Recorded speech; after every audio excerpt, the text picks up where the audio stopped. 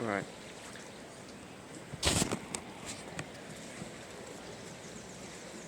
I am in Lourdes, the famous pilgrim town in the south of France. I'm just going to walk somewhere a bit quiet. There's people all around.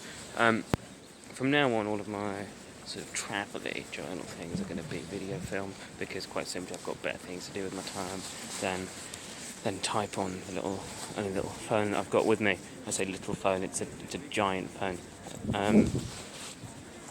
But it's just really fucking fiddly. Yesterday, I wrote a 1,500-word essay, and it took 3 hours just because of how hard it was to type and all the autocorrect functions that actually autocorrect incorrectly, so it's auto-incorrect, which is the opposite of what it's meant to do. But, so Lourdes is one of the weirdest places I've ever been. Basically, it's full of large groups of dying people and people with them, all of whom are failing to accept mortality. See, I've long held that one of the most, actually that's better that way. I've long held that one of the most formative experiences in my adult life was when I went to the Capuchin crypt in Rome about 4 or 5 years ago, 3 or 4 years ago, I don't know, a while ago, and saw 1,000 dead bodies. And that sort of forced me to confront my physicality and mortality and very essence, and this is evidence of other people doing the complete opposite. People denying their mortality, denying reality, denying the existence of a destructible body, and it's very sad to see. It's just people singing, people wandering around in crowds, optimistic against clear visual evidence.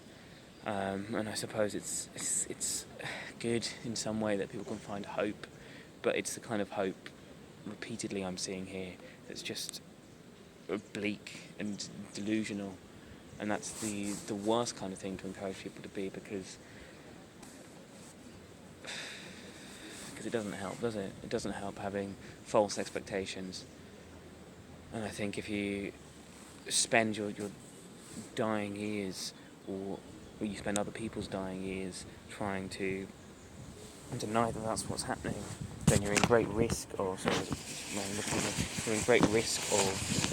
failing to get correct closure. If right up until the last minute you're jumping in holy waters in the south of France rather than saying goodbye to your friends and family, your friends and family aren't getting proper closure, you're not getting proper closure, you're getting delusion, and that's not going to cheer you up, not going to make you happier in the long run, in my opinion. But what do I know? What do I know? I only had for breakfast a banana and an espresso today. It's not enough. Every time I have just fruit for breakfast, I always feel like I'm giving in. I'm not quite certain what to. Eggs are for breakfast. If any of you have seen, just as a final point, I'll probably put this as a Facebook status when I get Wi-Fi again anyway, so I'll be plagiarising myself. If any of you have seen the second series of The Leftovers, the HBO TV series, this is Miracle. It's quite clearly and definitively based on here.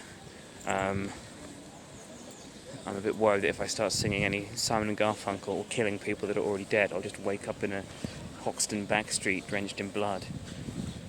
Maybe this is a spiritual quest. But I'm not quite certain what to exercise.